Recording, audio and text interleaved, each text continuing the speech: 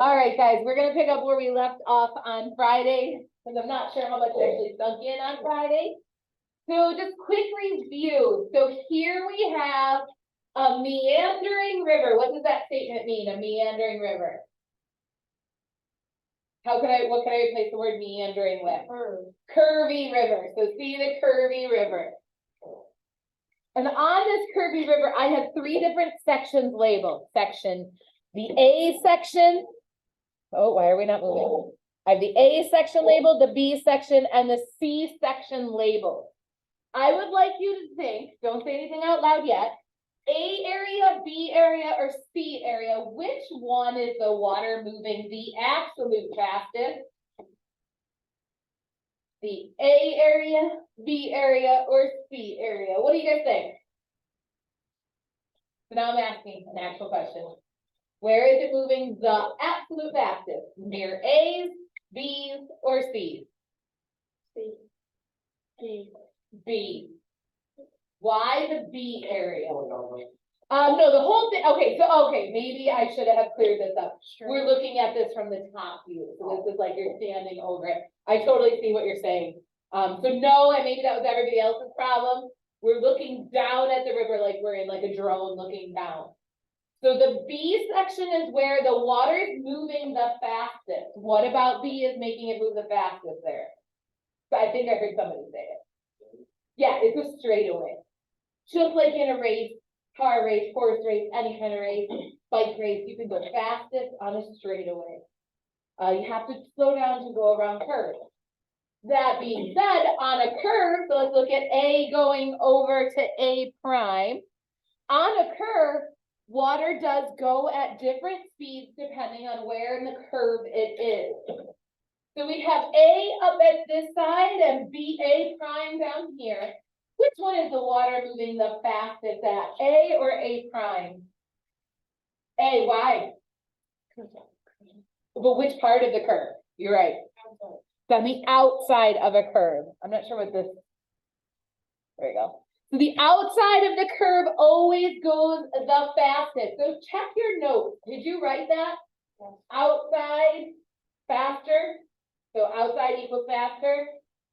And then the inside equals slower. And then with our notes, we talked about because the water is moving faster and it has more energy, we're able to get more erosion on the outside of the curve because water is moving faster. More erosion digs basically a hole here, making this side deeper than the other side. So that was just some review from Friday. Hang on, I lost my packet. Okay, now we're just going to do a little bit more with streams. As you might notice, we are headed towards the end of this packet. There is a couple pages of review in there, but we're just about done. We have a little bit longer after this Regents break, but we will be having a test that first week we come back from break, probably towards the end of that week. But anyway, on a side note, let's get moving with the life cycle of a stream. What's a life cycle? It's life, yeah. Basically, it's how it's born, how it ages, and how it gets old. And for the life cycle of a stream, I'd like to start off with a quick video from my childhood that I just always have loved about, what am I trying to get at here? This is going to show the life cycle of the Grand Canyon. Let me go ahead and turn off the light so you can see it even better. So this is the Flintstones. Have any of you ever even watched the Flintstones? Yes. Yeah, oh, that's right. We have talked about the Flintstones already. So the Flintstones, in case you are not aware, the Flintstones are back in prehistoric times. They're not quite cavemen, but they have a lot of similar characteristics. They had a pet dinosaur named Dino, so a little bit of discrepancy there in the actual history because humans and dinosaurs never really existed at the same time. But that's besides the point. We're talking about from a long, long, long time ago. Yeah. Don't they have a cereal too? Yeah. Fruity Pebbles. Yeah. Yep. Isn't it dinosaur purple? The dinosaur is purple, but it's not Barney, not to get confused with Barney. They are not related. No. Dang. I have a lot to talk about with you. All right. I'm gonna make sure the volume is on here. Oh, wait. Yeah, unfortunately, it's not the longest video. Not gonna lie, I wouldn't mind watching a whole episode. I love this cartoon. If we have time. Boy, the Grand Canyon. That's one of nature's wonders. Let's take a look. So that's the Grand Canyon, huh? That's it. Well, doesn't look like much to me. Not now, but they expect it to be a big thing someday. Just, I remember watching that. I was little, like way younger than you guys, thinking that's freaking hilarious. So those of you who have been wondering, yeah, When the stakes are high at work, your tone matters. dates back to much, very, very long ago. Way earlier than I even thought possible. So that Grand Canyon picture. Do you not appreciate my Grand Canyon video? No, I do, I just don't remember that. Oh, I don't know, I'm not charging. Yeah. So let's talk about this. Why, what was going on with the Grand Canyon there? It's small, just a little stream running through somebody's backyard. Why wasn't it what it is today? Big today. Why is it so different? Weathering and erosion. Okay, streams, they start off completely different than they end up. And that's what we're gonna, there was definitely some discrepancy in there, but I just think it was hilarious. Well, apparently you guys don't understand, but what we're gonna talk about is the life cycle of a stream. This page, what is it, 22, 23? Nope, 21.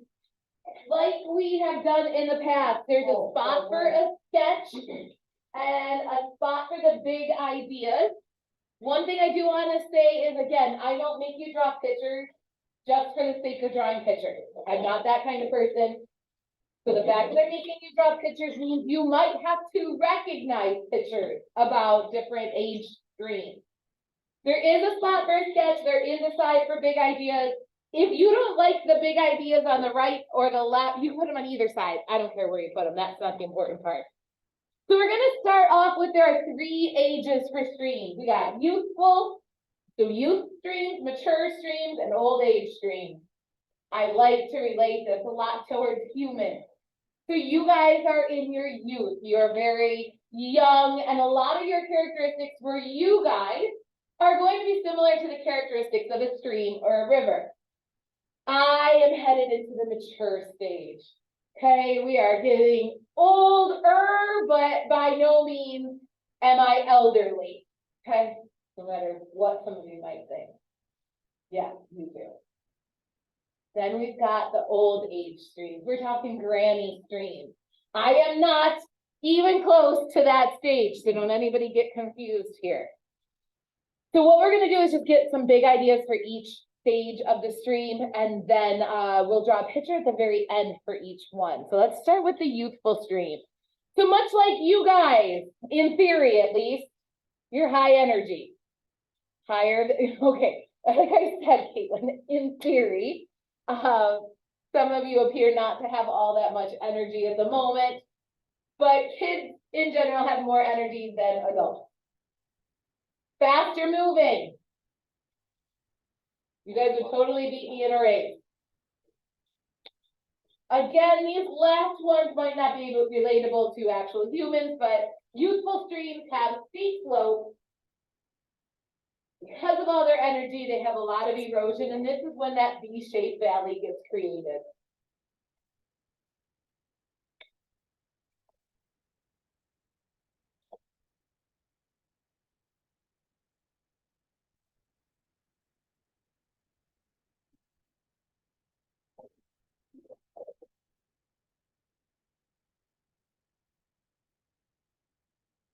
Yeah.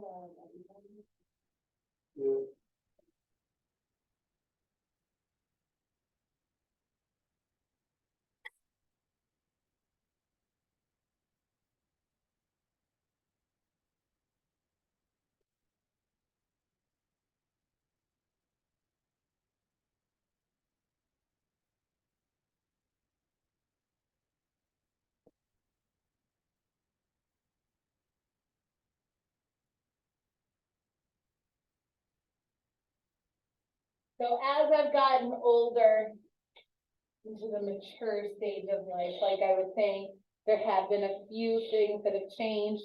No longer have that high energy or fast moving.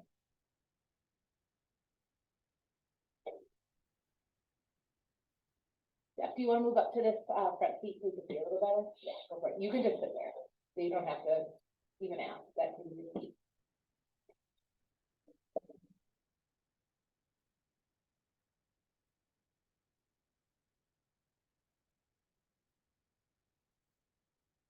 All right, we're gonna get to the mature strain. So we'll come back and draw a picture once you kind of see all three of them. To the mature stream, here we get a little more gentle. Little slower moving. Gravity takes hold and the sidewalls of the V begin to collapse. Meanders start to develop, so you start to get those curvy streams. I like to think of these as wrinkles. And then we get these things called floodplains. Show you what a floodplain is in one thing.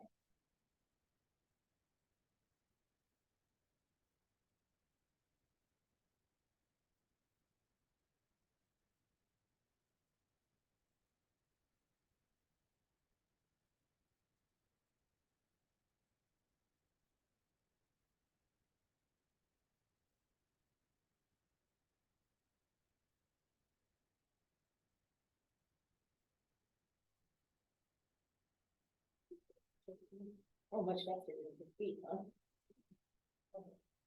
All right. So what does it mean, gentler gradient? Uh-oh, do you really not know? Gentler gradient, what's another word for gradient? Okay, how level it is. Gradient is slope, so if you guys have room after the word gradient, maybe you need to remind yourself that that's the slope. So we have a gentler gradient, what does that mean? Not as steep. So gentler gradient, not as steep. So if you did not know that, you're gonna have to add that to that box. So as a stream ages, it goes from being pretty steep to less steep. Because it's less steep, it's going to be moving slower. So I did say the side walls of the V start to collapse. You may notice that in this picture versus the picture before, that those are some pretty steep walls of the valley. Here, some of those valley walls start to collapse. And this is a floodplain. Do you guys know what a plane is? This type of plane, not an airplane, but a plane when we're talking about like the way the land looks. Flat. So what do you think a floodplain is? It's flat, and what happens there? It floods, yeah.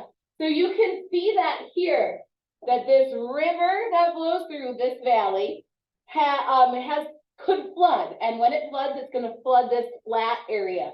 You can see this, and I know I've been talking about that Cattaraugus Creek between Clutch Boys and Tim Hortons a lot lately. And in case you haven't gathered, because I'm talking about it so much, could you guys look over that bridge the next time you travel on it? Not if you're driving, not if you're driving. Just look when you're a passenger, please. Just take a look over it. I want you to notice the water is in its own channel, just like this river here. So on a regular day, the water has its own place. But then on days when it floods, it's gonna flood that whole bottom area of the creek. And it will flood in this floodplain. You can even see how there is a flatter spot around the river that kind of gives it room to flood. This is something, again, I kind of talked about how this kind of affects your real life. When you start going out and buying houses or buying a property, this is something you're gonna wanna look for. Would you want to build a house on this beautiful flat land overlooking the river? Probably not, because it definitely could flood. Now, if you do build, you have to make sure you have proper flood insurance and that it's up to building codes and maybe build taller houses so that they don't flood as easily and all that good stuff. This is how it does affect, it could affect your real life. You can notice that this river started to get a little curvier than the river before it.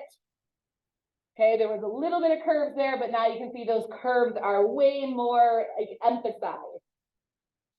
Finally, let's go with the old age. We got these really bendy Grammy rivers here. Again, like to relate those to wrinkles.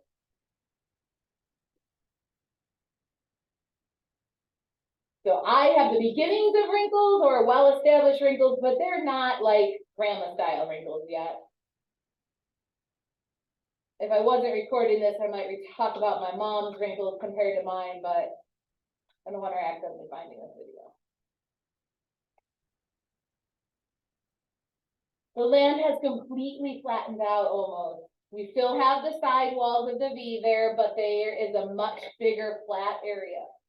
And we get these things called oxbow lakes, which I hear you guys learned about at some point in your past life. You have, whether you remember or not, it's a different story, because 2 people brought them up already. So an oxbow lake is shown here in this picture. What really was happening is this probably curved a little bit more like this at one point. And throughout its history, whether it was during a flood, what happened is it didn't feel like continuing to go around that whole curve. And so that part of the curve got cut off into this little oddly shaped lake. Another place in this picture that might happen is during a flood, right here might end up connecting, blocking off that other little rounded curve, and it might turn into a little lake of its own. So that's an oxbow lake. Just know that an oxbow lake gets created during a river's oldest stage of life. So those are the big ideas for each one. What kind of information or what should we take and put into our pictures then? Nothing. Well, you do have to put something. Now, did you guys turn your paper? Or did you keep it up and down? Okay. So a lot of you turned it. If you turned it, be careful when we're drawing our pictures because the youthful is on the right side. What in those big ideas should we capture in our drawings for the youthful age stream? Steep slopes. What else was really important in that? Okay, we have the V-shaped valley. Leave room for about 2 different pictures. So I'm gonna kind of not officially gonna put a line there, but I do want to emphasize the V-shaped valley. There was something else in that we've kind of talked about with all 3 stages. What is the shape of a youthful stream?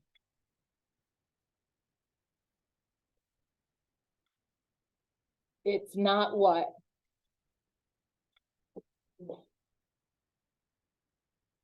All right, try this again. What's the shape of?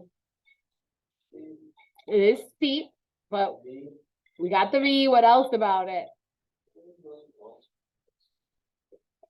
Okay, well then what's not? High energy. Okay, so maybe we didn't include it in the actual bullets, but we did include it in the bullets of all the other ones. What do the streams start looking as it ages? It starts to get bendy and curvy. So to start with, a youthful stream is pretty darn straight. It might have a little bit of a curve, depending on where it needs to go.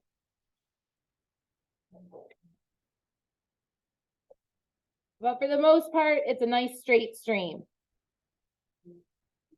On that note, what's it start to look like when it starts to get a little more mature? little bendy. Whoa, don't draw that. Don't draw that. So we're moving on to the mature stream and it starts to get a little bendy. So basically it's wrinkles developing. And what happens to that beautiful V-shaped valley? What did we see? It starts to fall. Now there still will be a V where the river is. But then we get that floodplain. So a little flat area. There is still the walls to the valley though.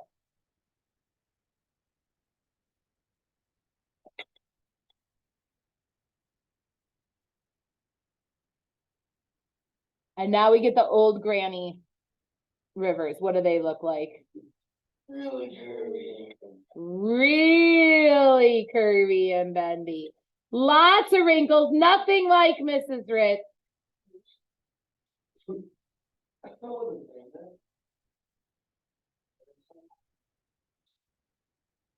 Granny rivers can't throw down a split in the middle of a pep rally. Yeah. Not without actually breaking a hip. I only partially broke. I didn't break my hip. I've seen grandpas do that. What? All right, what is the V-shaped valley? What happens with that valley? Practically flat. Now, for the record, there is still a V where the river is running through it. But we have a much wider flat section, and there are still walls to that valley. Yes, there are. They don't completely disappear, but they are pushed back much further. They're not as steep, less pronounced. Not quite. Now, I did promise Zach and Carter no homework today, so there is no homework due Monday. If you are the person who gets bored and wants something to do, your homework Monday night will be to do the questions here on the following page. And as you can see, pictures are important. So, by the way, on these pictures, which one's the youngest? A, B, C. A. Why? That's flat. Straight, I think is what you're really meant to say. It's a nice straight stream versus really curvy and bendy.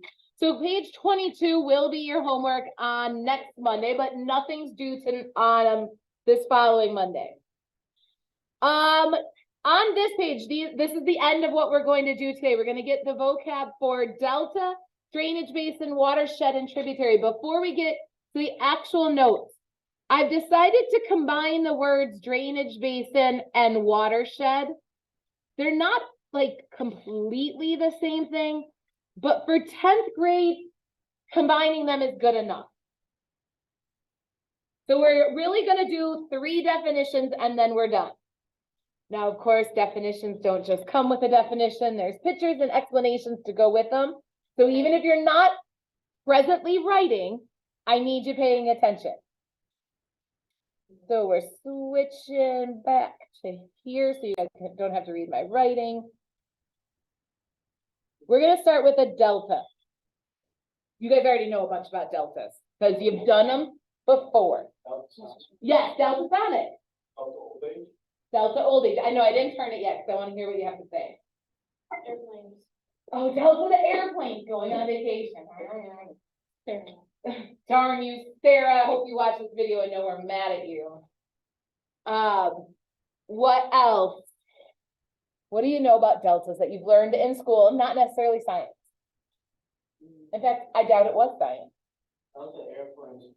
Okay, we already did establish that. What, globe? Did you learn about them in global? I think that would be it. No, this would be his phone. Oh. Oh man, that was your birthday present. Free answer. Did you learn about them in global or social studies back in the day? What deltas did you guys learn about?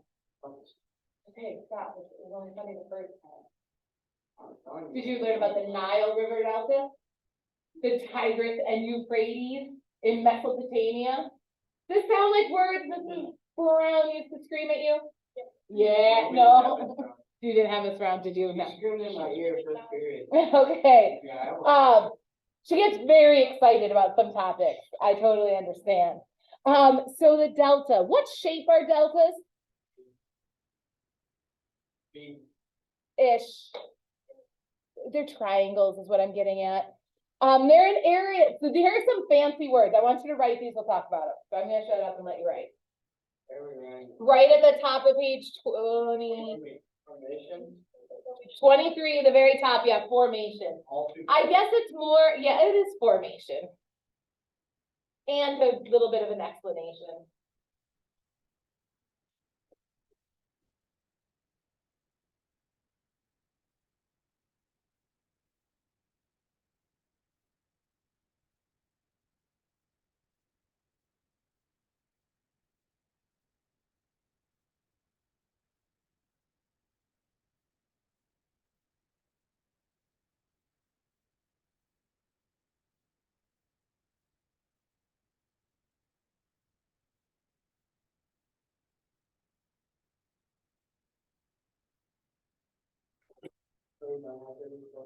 Yes, but like I said, we're not just writing definitions, it's a little mini lesson with each definition. Well, we don't need the mini lesson. We just, Would you like me to make it like a major lesson instead of a mini lesson? no, just non-direct. All right, the first thing I do want to talk about is what is the mouth of a river part, and I think I've said this before, but in case I haven't. Rivers are like words. Meaning, what should you do before you speak? Think. Okay, maybe that's where we've gone wrong. So little mini PSA here, public service announcement. Before you speak, you should think. So if you think in your head, then the words come out your mouth. Rivers are the same way. The head of the river is the beginning of a river. The mouth of a river is the end of a river. So that's one way to keep those straight. The mouth of the river is where it empties out into either a lake or a ocean, a bigger body of water. The Regents likes to use this second bullet. Let's take a look at that second bullet. It occurs where deposition exceeds erosion. What the heck does that mean? Deposition exceeds erosion. Let's put this in 10th grade words.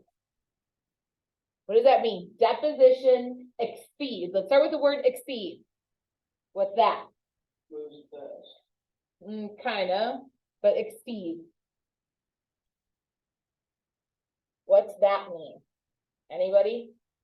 We don't. What do you, okay, so keep going with what you said. What'd you say? Then moves fast. Moves past, what, okay, so moves beyond, Yeah. all right. It really, what I'm getting at is it's more than, so it's passing, which is what, implying what you're saying there. So exceed means more than.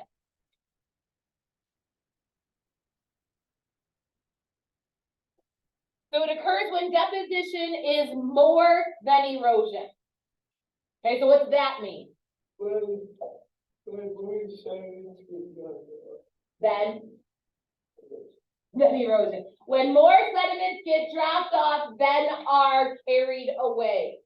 So if more stuff drops off than is carried away, what starts to happen? It starts to build up. Did you have room to add that, or should we draw let's do a fourth bullet. So we have more, and maybe draw an arrow up to that other one. So we're drawing an arrow up to occurs when deposition exceeds erosion. What does that mean? It means more dropping off than carrying away. More dropping and bringing away. More dropping off, more dropping off than carrying away. And I like how you guys describe that as start to build up. So sediments will start to build up. And this is an exact picture of that. This is the Nile River Delta.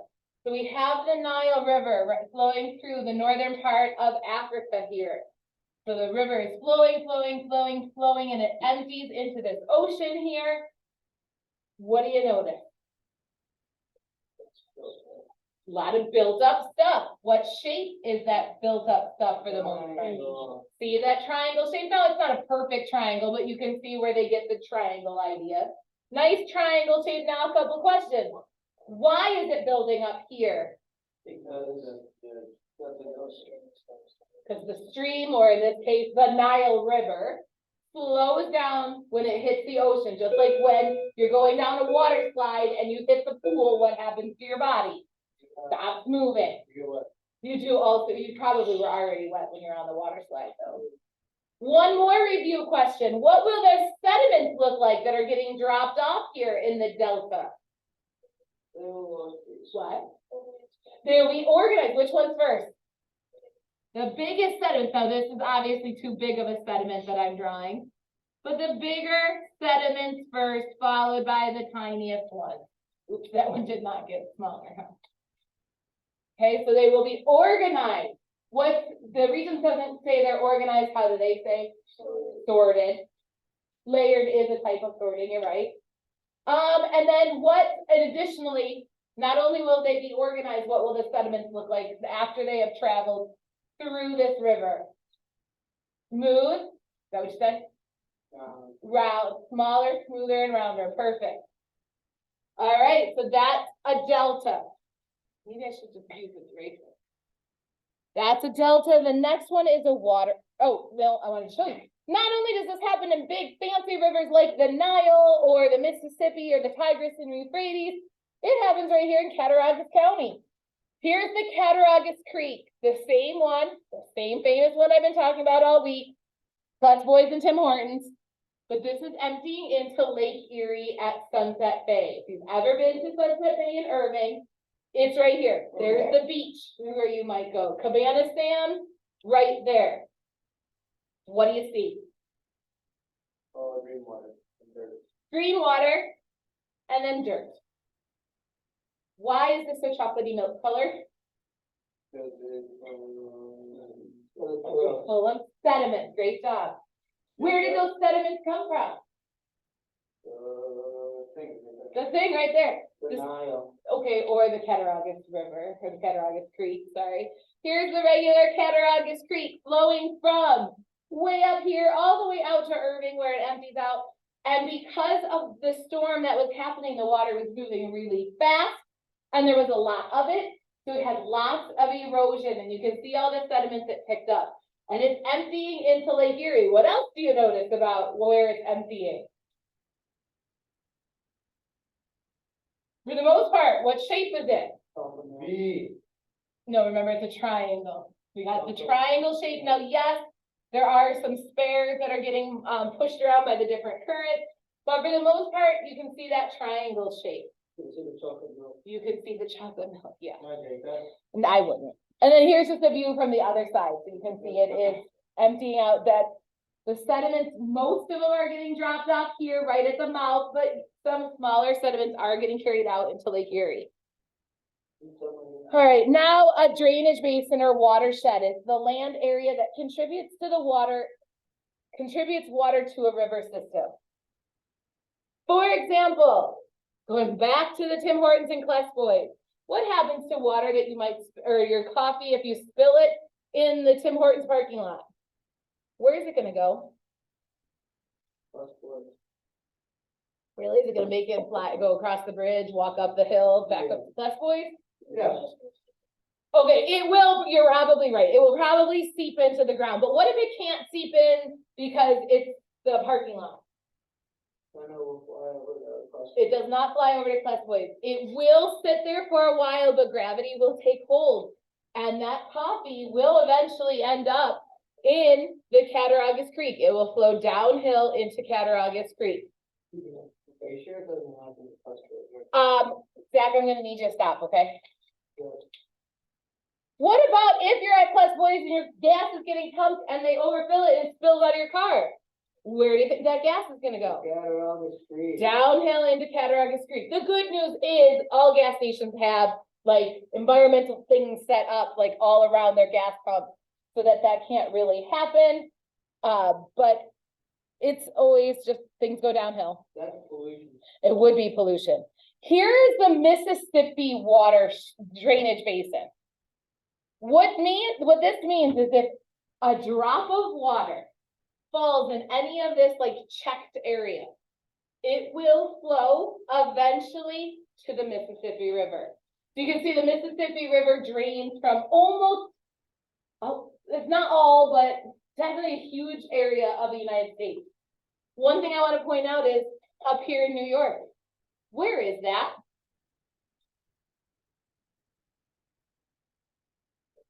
It's not quite Buffalo. Buffalo's here. Where is that then? It's almost Buffalo. Yeah, it's us. It's us right here. Now, I did say that the Cattaraugus Creek drains into Lake Erie, and Lake Erie, which is right here, drains up into Lake Ontario, which goes around this way and out into the Atlantic Ocean. So the Cattaraugus Creek is right near the edge of this. Some of you may live in the watershed that does not flow up to, or that does flow up to north, flows north to the Lake Erie. But a lot of you are gonna live in this area where the water drains into Issaquah Creek, and then Issaquah drains into the Allegheny River, which then finds its way to the Ohio River and into the Mississippi. You guys live really close to the edge of this watershed boundary, which, I don't know, again, I find cool, you might not. No, nothing, all right. Thanks, Mr. D, I appreciate it. The last one is a tributary. I think, also true. A tributary, I think you guys pretty much know the basics of a tributary.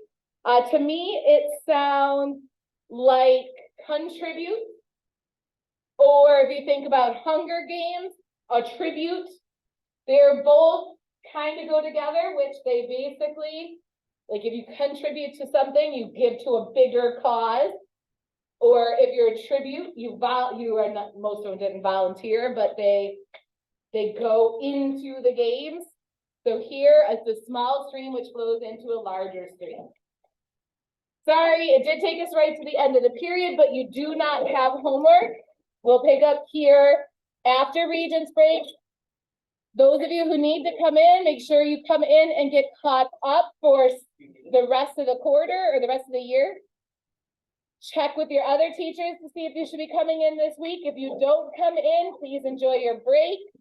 And I will see you next week, Monday, which in case you're wondering, Monday is a SPE day.